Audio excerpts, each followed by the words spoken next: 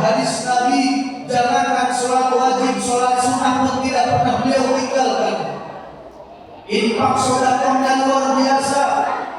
Ternyata di akhir hayat Imam Turmuzi, beliau sempat menangis hingga buta kedua matanya. Apa yang ditangiskan Imam Turmuzi? Takut ketika nanti berjumpa dengan Allah masih kurang cukup amalnya.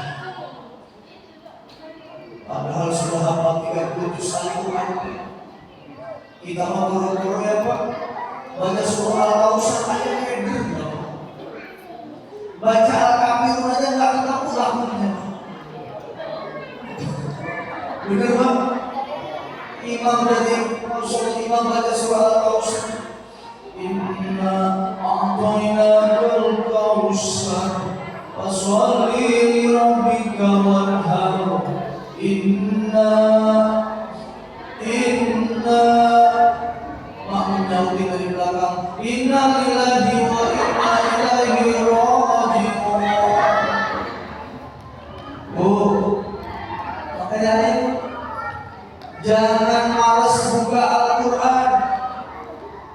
Jangan malas berdialog dengan Al-Quran. Makanya Al-Quran yang pertama kali diturunkan adalah surah Al-Alaq. Iqra, bacalah. Orang kalau mau sukses harus rajin membaca. Harus rajin membaca. Baca Quran beda Pak Bu dengan baca koran atau baca majalah. Kalau baca Al-Quran itu bacanya aja juga ampun, mendapatkan pahala ibadah. Ya, bacanya jadi ibadah. Ya, makanya malas-malas, ya Bu.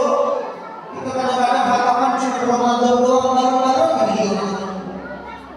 Benar? Ayo, ya, kita luangkan waktu.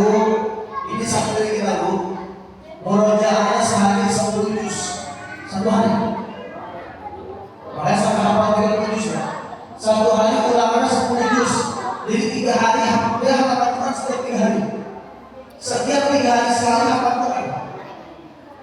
Bu, kita berapa kali hafal Quran? Sebulan sekali dapat? 2 bulan sekali? 3 bulan? 6 bulan? Setahun? Ya Allah Bu. Tiap hari Pak, tapi tak hafal dia.